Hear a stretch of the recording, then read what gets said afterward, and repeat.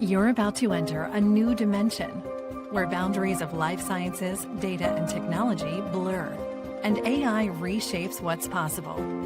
Welcome to the Improzone, powered by Improzo. Good morning, good afternoon, good evening. I'm your host of the Improzone, Jane Urban, and I am so excited to continue a conversation that we started in our last episode. So if you haven't been listening to the Improzone, you might want to go back one episode and listen to the conversation I had with Indraneel Mukherjee, a partner at Guidehouse. We had such a good conversation that we decided we wanted to move from build versus buy in pharma to really thinking about what's the future of the workforce in pharma. So today we're going to tackle, I think, the meat of the story in a lot of ways. What's coming next, right? We talked about what's happening. So Indraneel, welcome back to the stage. Thank you very much, Jane. My pleasure. I think the thing we started with last time was really this more almost like existential question around the workforce and strategy and having talent that is rented or partnered versus talent that you develop and build internally. And to me, the biggest takeaway I had was that you really have to make a strong point of view around what you want to be good at, what you want to differentiate on. And certainly in the case of life sciences and pharma companies, there could be a component of software, like we talked about Lilly, that being a strong software oriented, techie oriented company, but a lot of them are going to put their first, second, third, and fourth priority more in the realm of the life sciences space, right? Developing amazing, innovative science and medicine and bringing it to market and changing the trajectory of disease and things like that. Those are probably your top. So becoming an AI powerhouse may not make the top few. So that's an important context too, that when you think about the future of commercialization and what that looks like in the life sciences, it of course is going to have some AI implications, but that notion that it's going to be we're all going to have, everything's going to become an AI company probably is a little bit premature or maybe irrelevant to some companies. So we think about the model of how we go to market, how we engage, what we do when we want to bring something new to life in the environment that is the life sciences environment. We've got a lot to contend with right now. The honest reality is that things are changing a lot faster than most organizations actually realize because of just how fast the technology has changed under our feet. That's the reality here. It's a blunt question, but when you look at how pharma's commercialized drugs for the last 20 years, what is the sort of top thing that most needs to change moving forward? I think that is a great question, and it links to what we talked about last time around when we got together talking about build versus buy and workforce strategy and talent strategy. There's one thing that pharma companies cannot deprioritize, or said differently, is the core competency or should be the core competency of every single pharma company, which is how to commercialize products. Because if you don't know how to commercialize products the best way possible, what business that you therefore are in, right? So this is a non-negotiable from that standpoint. Having said that, you asked the question on how has pharma commercialized drug in the last 20 years and what is that one thing that needs to change? I think that I would go on and about a list of things that need to change. But one thing that has remained constant is, the way I put it is, excuse why the current model works. That has remained constant. And that needs to change. Pharma needs to stop giving itself the excuse that what we have today, which is in certain, let's say, mass market disease states, large field forces with broad reach and relatively standardized segmentation, is what works and share of voice works. Or in more rare conditions, it's about we need to only go small, engage a few COEs, have a more account management type of an approach to engage the few COEs and get our business from there. That's the way we have done it in the past, and that needs to stay constant. So I think what needs to change is this fundamental assumption that the way we have done it in the past is going to be the future blueprint as well, because people have seen the pressures all along. In the last maybe 5 to 10 years, largely exacerbated by COVID, but now COVID is about 6 years old at this point in time, so people don't even think about it. But the access situation has changed, and access is not any better now than what it used to be. The therapeutic area complexity with respect to the speed at which new molecules and new competitors enter into the market, each one bringing in some level of differentiation, but not necessarily revolutionary. It's more evolutionary than revolutionary. That continues. The amount of mind space and time that physicians and other stakeholders are willing to spend with pharma to even understand the innovation is becoming lesser and lesser. Who the right patient is, who is going to benefit from the innovation, is becoming a harder question than it ever was before. Payers are scrutinizing every single decision. They are not willing to pay for expensive medication unless there is a comparable value already on the table, and that value cannot be demonstrated through clinical trial data. It then requires retrospective real-world evidence and more econometric models being built on outcomes, which is not available at the time of launch. All of these are factors that our clients are completely aware of. So I'm not said anything that our clients don't know. But despite all the evidence, if you look at what has happened in commercialization, it has largely remained the same. In fact, if you really ask me, and I have to be cynic about it, what has been the one thing that pharma has done differently in the last 10 years or so, or maybe 20 years, which is what your question was? I think pharma has learned how to send emails to doctors. But with that exception, probably nothing very revolutionary. And if anything, we've sent entirely too many. I remember going to a conference where someone was talking about the average KOL type person may get 1,000 emails a week from pharma. It's just out of control, right? So maybe overlearned how to send emails to pharma. That's funny. I do think there's a sense that something is off, right? There's the same kind of like judgment, critical thinking we were talking about in the last episode, that we got to do different, we got to do better.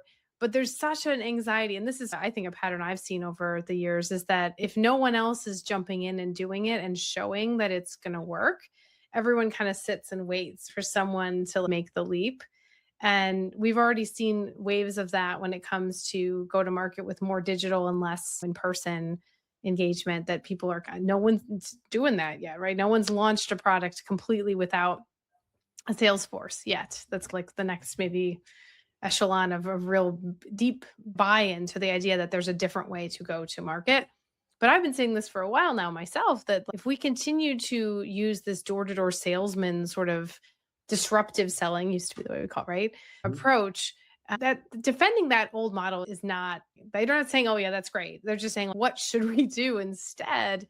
That's the big gap, right? That's such a big change. And that's really hard to be brave and take on something really different. So I think that's maybe the other piece is, you're right, that we all see the writing on the wall for the current go-to-market. Have you seen any examples of folks feeling like they have the bravery and the sort of strength of character to try something really different? No, it would be dishonest of me to say that no company has tried to change this. And there are many different flavors of what that change really is. For example, there are companies who have understood when they have a breadth of portfolio, that portfolio commercialization is more important than individual brand commercialization. And therefore, in order to commercialize the entirety of the portfolio, we have to look at our channels, our tactics, and our deployment from a portfolio lens first. And what might actually benefit the overall portfolio might end up compromising a single asset within that portfolio, and that's probably fine. Just that mindset is not commonplace. And there are companies who have done that. And then there are companies who have looked at the whole thing. They have looked at the entire local healthcare ecosystem, if you will. And they've said, I don't want to have a national blueprint of what good looks like and deploy that entire same national strategy across every single zip code within the country. I'm going to create local P&Ls in some way. And the way I'm going to go to market in one part of the country is going to look different from the way I go to market in the other part of the country, because the inherent healthcare makeup in these two parts of the country are different. That's another different playbook. And there is a third playbook, which is also out there in terms of being different, around saying, maybe I need to equally invest, if not invest more, in another function that might be driving just as much of my overall portfolio value or brand value. For example, I'm not going to look at sales as demand generation and market access as paving the path for that demand to be pulled through. I'm going to look at market access as a growth engine.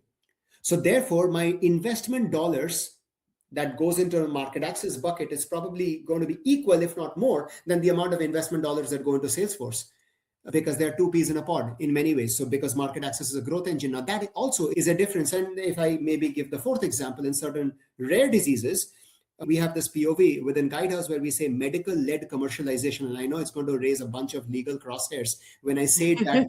Yes. The whole idea is... But I think that's a great challenge, the who goes and talks first piece of it. Who goes and talks first, and what are you trying to communicate, which is eventually going to drive behavior change in prescriber community. And in certain disease states, it's actually the medical conversation that's going to make prescribers sit back, take notice, understand who the right patient is, and put pen to paper and write the prescription.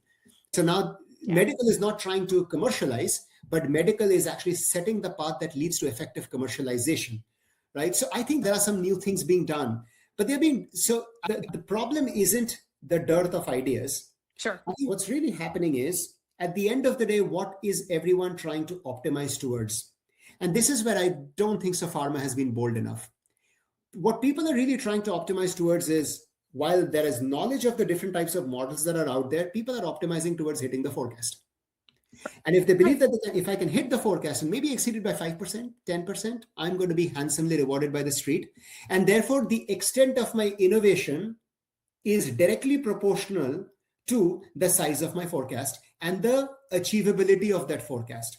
If my forecast is $500 million for a certain brand, and if the leadership team thinks that through traditional means, I can get to about 350, 400, and I need to push the boundary just a little bit so that I can get to 500, the willingness to try new things is lower because the forecast requires them to hit 500 million. Yeah, no, that's what would you do differently if you were to be 5.5 billion instead, because that's not a goal. And the organization is not wired to think about how big can this really be versus let's invest to hit a certain number. Yeah, no, that's a really important insight, I think, because the art, if you will, of trying to forecast is built on a general sense of historical trends, right? Analogs, other products that have launched, how they launched, how fast did they grow, right? Everything is rooted in historical growth. And that's why you have these occasional pops where something is just completely unexpected because for whatever reason it exceeds expectations, or it is a total dud because there's something really important that got missed in the knowledge of what was going to happen. But in general, you're right. It's based on kind of an incremental, safe bet, right? Because you have to commit to an investor community that's very skeptical and hard. So there's an element of fear there. So that whole mechanism does dampen the innovation, because you're right. If you said, I need you to 5x this, then you'd have a whole different way of thinking about it. And there's a lot of practical pieces that also hold things back. Like some of the examples you gave, we have so much infrastructure around how we do segmentation, how we manage the CRM systems, how we structure field teams is built on a set of different software platforms that people traditionally use. So that's their rootedness or their kind of momentum stopper. And then there's relationships, right? There's these long-standing business partnerships that kind of also keep you rooted in a certain way of operating. I know I worked a bit at one point earlier in my career on promotional review and how to really rethink and revamp the notion of derivative content versus new organic content. What are we doing if we're just taking the same messaging and making it in 4 different sizes of advertisement for web? Does it need the same scrutiny as a new message packet with new risk information, right? Those kind of triage almost of promotional review, things like that are still tough to move those kinds of change management initiatives forward. So if you try to keep all of this additional infrastructure in place, and then you try to layer in one more thing, it can almost crush it, right? There's this element of maybe setting aside from all of that and saying, what kind of completely different approach could I take? If I were to whiteboard this and say from a green space, what would I do? There's some element of that's like you have to take some of those thinking and then somehow find places to put them back into the puzzle of the existing infrastructure. So if you can find what would it be if I could do anything, right? And then how do I layer that into what I do actually have? Because unfortunately, I don't have the dynamite to just blow it all up. How can I change execution in a material way without just massive tech debt, overhead kind of problems, right? That's the challenge we've seen across any big moment. Like COVID, I think is actually a really great example for this. Suddenly, I remember we were going from really struggling to figure out how we could onboard employees remotely. Could we possibly bring someone on board without them setting foot into the office? How would we do that? To within weeks, we were like totally doing it, right? We figured it out. We did the I-9 was something we could do virtually, like all those things that were really hurdles. So I wonder about some of this notion of the disruption that's needed and the space and the air cover that's needed to really make change, coupled with this idea that you could make some more surgical strikes into your current infrastructure with AI accelerators, with different modular approaches, that if you can imagine the strategy change and imagine the go-to-market model shifting, the launch playbook, if you will, like we were talking about before, could you then make a change without this high risk, high reward sort of swing that is still a real challenge for the forecasting that exists today, the incremental forecasting that exists today. So I don't know how that lands. What do you think about that? No, I think that's fair, which is why what we are talking about right now is a commercial model transformation, Right. as opposed to a net new commercial model, which is unknown to our pharma clients. Which is why when I look at my clients, and I gave 4 examples of how I see new commercial models being deployed in different parts of the business, depending on what the portfolio is. The real question is, why is that limited to a brand within a franchise? Right.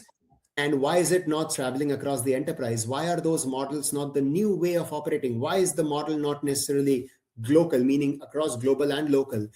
That's because the durability of the transformation requires all of those process changes, workflow changes, Yep. infrastructural changes, and then human capital changes to actually make it stick, which essentially means that as organizations who have tried new commercial models, and I've looked at those models and I said, that actually did make us successful. So now they have a question in front of them to say, if we do have a blueprint of what does make us successful, will we now take that commercial model and fit it into the process that I have? So I'll give you an example. We believe that the way to successfully commercialize this particular product requires us to lead with key account management. But then my CRM system that my reps used to talk to doctors are designed in a HCP rep interaction model. I cannot live with that CRM.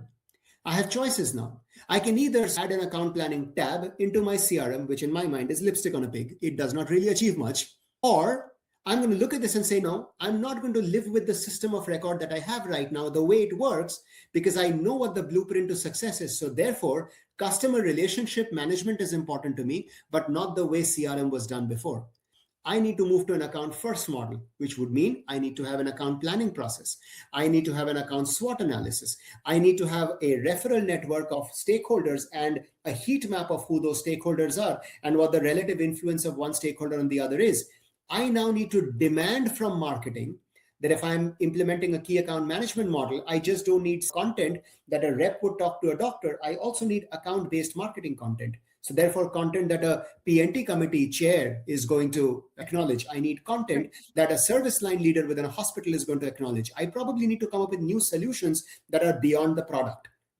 So what they have now just started to give you an example is the new commercial model now requires to fundamentally question what the new workflow should be and design for the future workflow as opposed to tweak the existing workflow with a little bit of tweaks here and there to fit the new model, because that's where the scale problem starts to appear.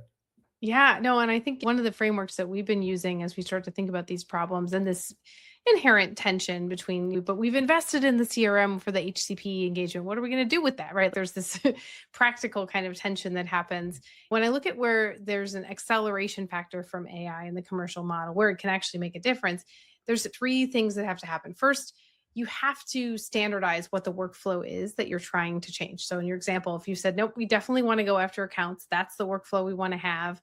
What are all the different things that happen in order for that to be available? We need different data, right? We need P&T committee meeting timelines. We need which accounts are rolling up into whichever sort of parent organization. We need a bunch of different things to be able to tell that story. We also may zoom out in a timeline, right? It may not be next best action per day or week. It could be over quarters because things just are a different sort of time scale in an account. So that's the standardization of what it is we're trying to achieve and who does what and why. That workflow, getting that clear first. And then once you have a good understanding of it, which I think is something where the advisory work plays a really good role of digging in and learning, then now you have the prerequisites to be able to start thinking about where an agent or agentification could play a role, because some of those manual steps that you've identified are ripe for kind of disruption with agents to make sure that they're done consistently, repetitively, without fatigue, without missing something, right? It's something you're supposed to do every few days, that it's on track. So if you can take the manual steps in your workflow and start putting AI agents on top of them and bringing more consistency, accuracy, completeness, timeliness, and then where else can you automate as well? So now you have multiple agents doing specific tasks that maybe you're overseeing. And then can you start to connect them together, right? And say, how do we build more and more of this execution layer of different tasks rolling up into different workflows, and then essentially monitoring them from an advisory way as a guide, relearning things, as opposed to having it still be this very manual, very slow way of disrupting between where you are today and where you want to be. I don't know how that resonates with how you're seeing the world. No, I like that framework of standardization, agentification, and automation. Let me add a fourth to it, and maybe Sure. that fourth comes before standardization, which is where a lot of our current work right now is. Our current work is in two such spaces. The first thing that I'm going to add is reimagination, because there is less value in standardizing, agentifying, and automating a process that's going to, after a point, not yield marginal utility. It's a good point. Yes.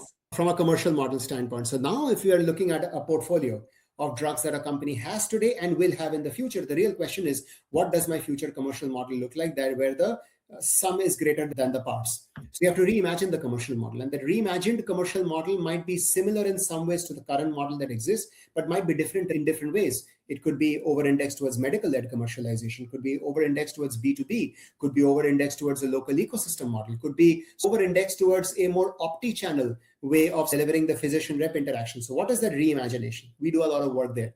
And then what you just said, your very first one, which is standardization, I think is absolutely critical, because this is where gathering all the institutional corpus of tribal knowledge that exists and the variations of the tribal knowledge, depending on who you're talking to, is so critical, because there's a lot of organizational waste right there.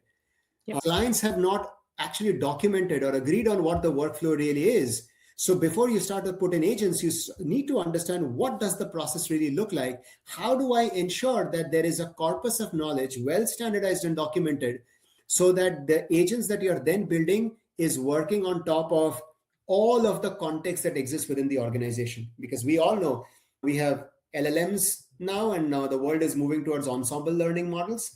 All of these learning models will work best when the context layer is extremely rich. So how do you then build the organizational context, some of which is documented, some of which is tribal knowledge, some of which was decisions made during a certain time when the decision is known but the constraints weren't known? How do you bring all of that together so that then you can then start to build in the sort of AI implementation as necessary? Yeah, and this idea of reimagination is so important. And I think it also highlights that even if you've done that work, in order to do the standardization, or in order to pull together all that tribal knowledge, and we've done a little bit of this work too as just prerequisite, because we wanted to help with that automate the next sort of agentification automation.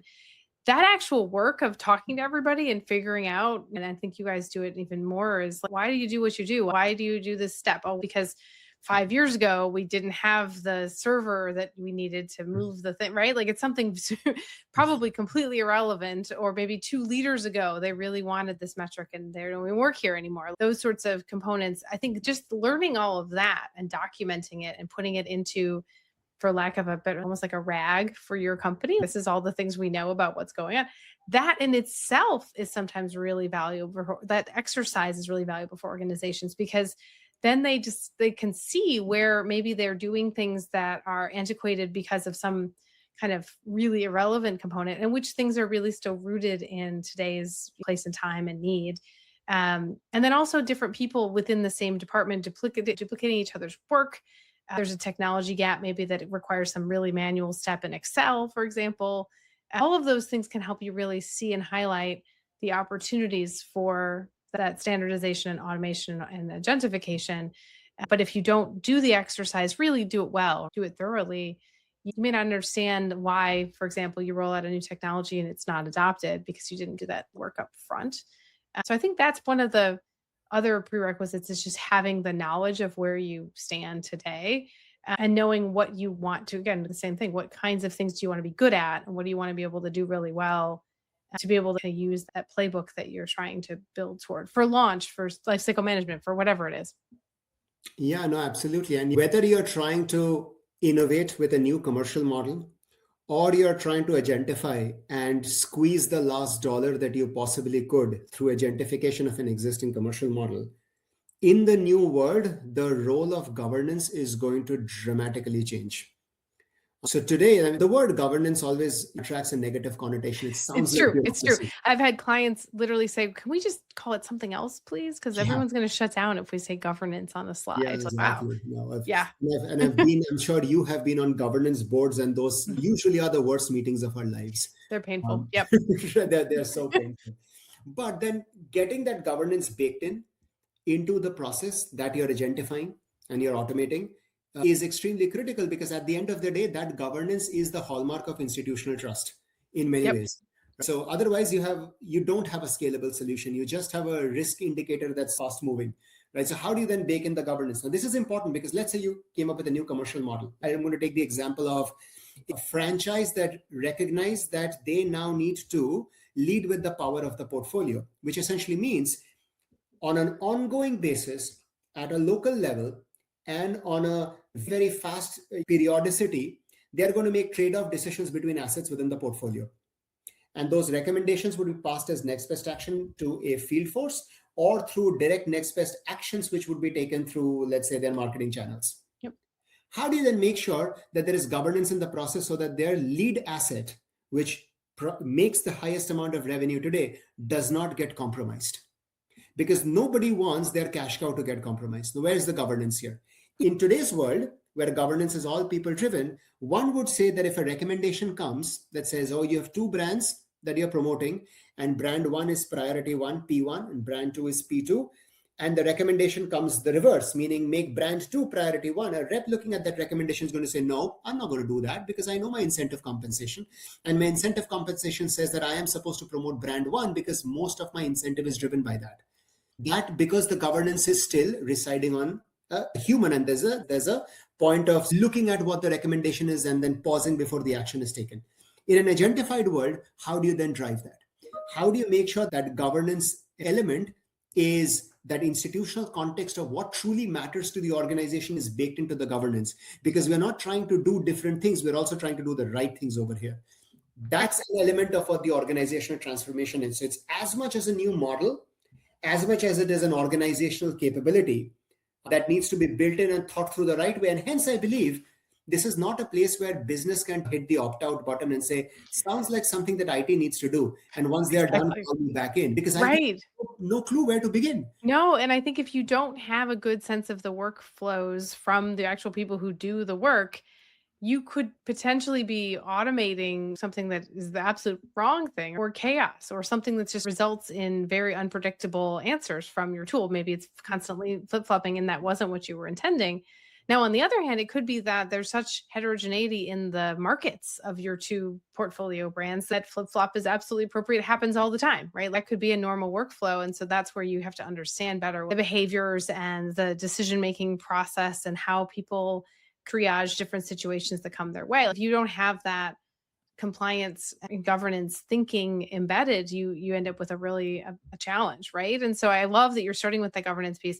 I have also run governance in various forms, especially data governance, for years in my career. And I think people do see it as like a bureaucracy or something that's going to get in the way. But what it actually can do is simplify and clarify what you can and cannot do, so you can just start moving and not having to constantly check in and ask for permission to do something, or potentially cause problems and get in trouble for it, right? So I think a lot of what we want to do is, and I say this all the time, I'm a broken record, but what's the problem that we want to solve? What are the things that are causing friction or issues or challenges for us? And obviously in this context, it could be because we want to go to market in a different way, we have friction, right? But either way, what is the step that we need to take to get to that end outcome that we desire? And then let's map all of that so that when we start to get more sophisticated, automated, agentified, we're not making it worse by making it move faster in the wrong direction. Absolutely. Now, the other element that I think about it is figuring out, if this is all known, then why does transformation at scale feel so difficult and why is it not as frequent as it should be? I think that's the question I ask myself. In our industry, we give ourselves a lot of alibis.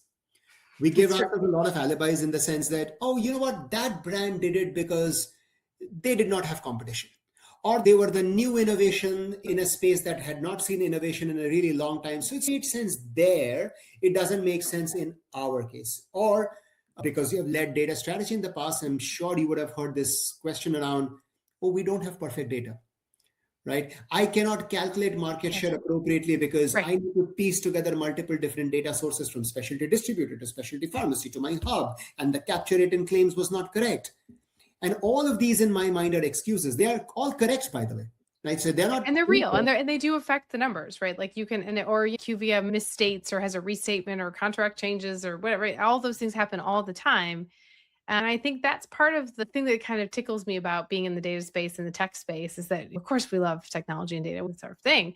But unfortunately, it's really a people thing. It's not a Yes. technology thing. And the technology will do the exact wrong thing much faster than a person probably would do the exact wrong things. You have to use the people to figure out what you're trying to do and not lose sight of the fact that change is not a technology problem, it's a people problem.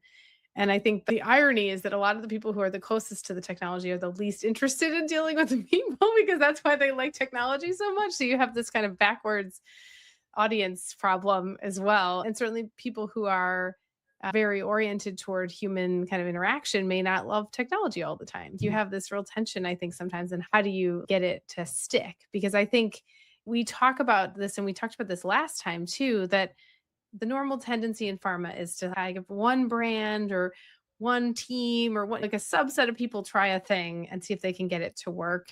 And then if they do that, it might be like a mild success here, but you don't end up getting this really big transformational. Everybody jumps into this bigger effort and then it takes you to this amazing future state of lower friction. It just doesn't happen. So what is your honest view on why we don't seem to ever get to that scaled transformation?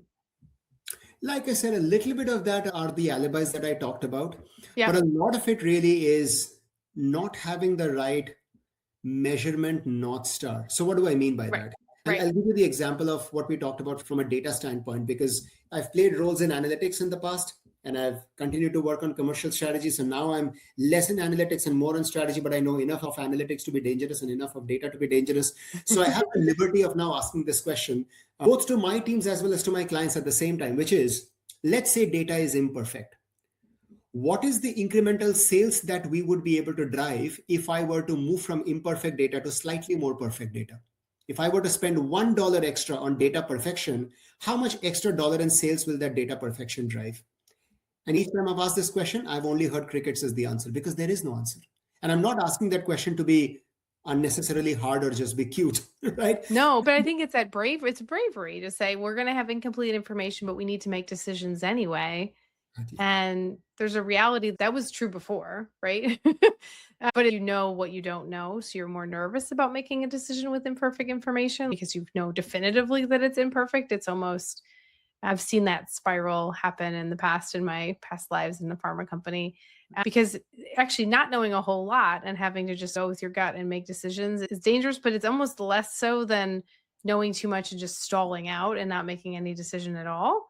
Yeah. So that could be part of it too. We have more data. We have more providers of data, more flavors of data. We're cracking into so many new realms of potential information, and that has its pros and its cons. And that idea of when do you kind of stop investing more and more tiny incremental improvement in what you're getting, that can actually slow you down in a way where you say this is the wrong thing to be chasing. Let's just make some accountable calls on what to do.